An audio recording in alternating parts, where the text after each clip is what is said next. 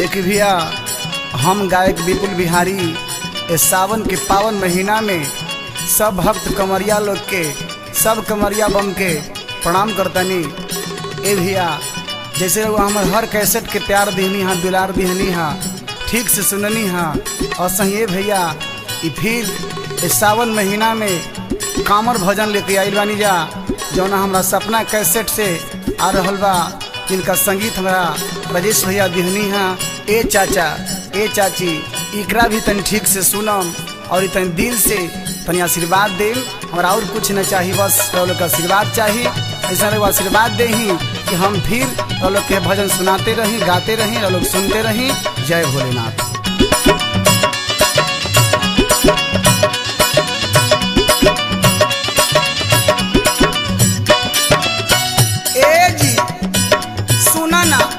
सबके देखा तनी देवघर जाइते तो हमरो बड़ा मन करता। ए अम्मा जी, तनी चली ना, तनी हमहू बाबा के दर्शन पाइती, तनी जल चढ़ाईती, अपनो लालसा के पुराईती। ए अम्मा जी, तनी चल ना। अब की न मानव हमहू देवघर जाई, माया मोहया माया अपना दिल से हटाई। दर्शन है सासु, दर्शन है अम्मा भोला जी के पाई। अब की जलवा है अम्मा भोला पर चढ़ाई। अब की न मानव हमहू देवघर जाई, माया मोहया माया अपना दिल से हटाई। दर्शन है सासु, दर्शन है अम्मा भोला जी के पाई। अब की जलवा है अम्मा भोला पर चढ़ाई। सुना ना, देखा तो दिनेश भैया दोनों प्राणी जाता नहीं, बताओ तो हमारा गणेश भैया दोनों प्राणी जाता नहीं, बताओ तो रामदयाल कवियो जी दोनों प्राणी जाता नहीं। अहे ने देखा तो हमारा मुकेश भाई एहो दोनों प्राणी जाता है। अहे ने हमारा हरेंद्र भैया एहो दोनों प्राणी कामर लेके जाता नहीं। ए अम्मा जी, और देखा तो अरुण भैया, अरविंद भैया सब को जाता नहीं, बताओ तने है अगनू भाई। ए अम्मा जी, हो सब जाता नहीं, तनी हमरो मन बजाईती। आ देखता हेने बरकियो दीदी जातारी, एकदम गेरुआ रंग साड़ी लइले बारी, पहन के जातारी। ए अम्मा जी, तनी हमरो लालसा पूरा दी। बरकी दीदी जाली पहिरी गेरुआ रंग के साड़ी, लाहुरा के बरवा चली गइले हाया गाड़ी। ए अम्मा जी, अरे सुना हो, बरकी दीदी जाली पहिरी गेरुआ रंग के साड़ी, लाहुरा दे बरवा चली गइले हाया गाड़ी। तेरा ना लगाई रौरा कमर लेके आई, जिया राजू रह दी अम्मा लाला सा पुराई।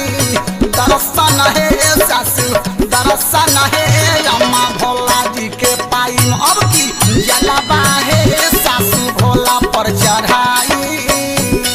आ देखता एने हमरा वीरेंद्र जी सपना कंपनी के आए है हो जाता नहीं। इधर हमरा प्राइम स्टूडियो वाले राजेश भैया ए हो जाता नहीं कामर लेके। ए अम्मा जी सुनो, आए ने विजय भैया, हमर विपत बाबू, देखी तो सब कोई जाता नहीं देवघर। आ तू कब जाइबा?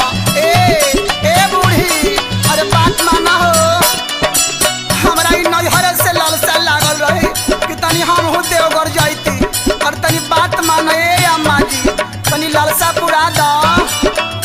नैहर से लागल रहे माना में लालसा, 40 सजद हज के करल जाई जलसा। ए अम्मा जी, अरे चला ना हो, नैहर से लागल रहे माना में लालसा, 40 सजद हज के करल जाई जलसा। दया होई न करता सब कुछ भेटाई, साले भर में सासू लेवा पोता के खेलाई। दर्शन है अम्मा, दर्शन है सासू भोला जी के पाई। अब की जलवा है अम्मा भोला पर चढ़ाई। अहे ने देखता ए अम्मा जी, इधर अजय ठाकुर, विजय ठाकुर, विजराज ठाकुर, अहे ने देखता हमरा बद्री ठाकुर आ लाला ठाकुर, ये सब सैलून छोड़ छोड़ के देवघर जाता रे। अहे ने दिलीप भैया हमारा एहो अपना दोनों प्राणी जाता रे। आए अम्मा जी